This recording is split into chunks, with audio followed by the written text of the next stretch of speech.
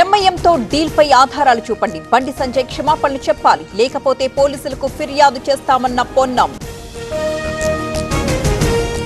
కాంగ్రెస్ గాలి వీస్తోంది, అన్ని మున్సిపాలిటీలను స్వీప్ చేస్తాం, పథకాలతో ప్రజలకు లబ్ధి చేకూరుతుందన్న ఉత్తమ్. జాబ్ క్యాలెండర్ లేదు, నెలకో స్కామ్ క్యాలెండర్ వస్తోందన్న హరీష్. సిట్లు తిట్లు ప్రజల కడుపు నింపవంటూ విమర్శలు.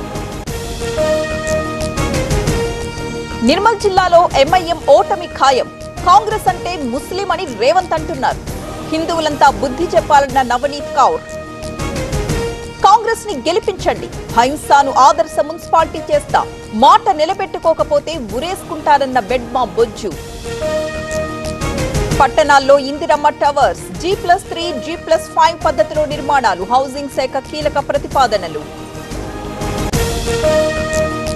2026 లో తల్లిదండ్రులు అవ్వాలనుకునే మీ కలను నిజం చేసుకోండి. ఓయాసిస్ IVF అండ్ ఫర్టిలిటీ మీతో ఉంది. IVF చికిత్సపై 15,000 రూపాయల ప్రత్యేక డిస్కౌంట్ తో పాటు ఉచిత consultation, ultrasound scan, AMH test మరియు సీమెన్ అనాలిసిస్. గుంటూరుకు అంబటి రాంబాబు పీటీ వారెంట్ పై రాజమండ్రి జైలు నుంచి తరలింపు, కోర్టులో ప్రవేశపెట్టనున్న పోలీసులు. బాలికపై 2 యువకుల లైంగిక దాడి, తీవ్ర రక్తస్రావంతో అపస్మారక స్థితిలోకి. భూపాలపల్లి జిల్లాలో ఘటన.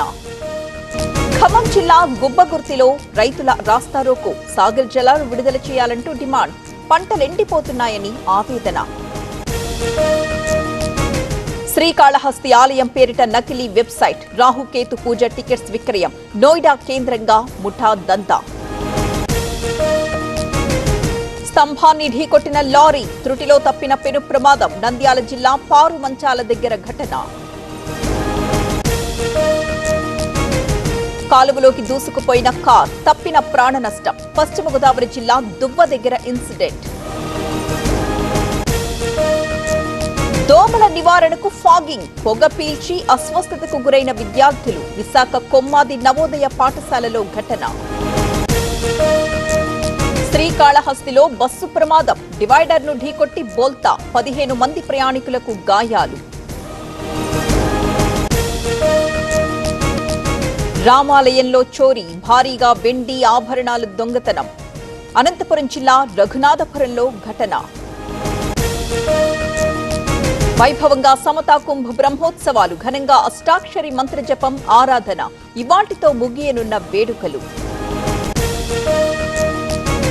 ముందస్తు సన్నద్ధత ముఖ్యం, ఒత్తిడి వద్దు, ప్రశాంతతతో ఎగ్జామ్ రాయండి.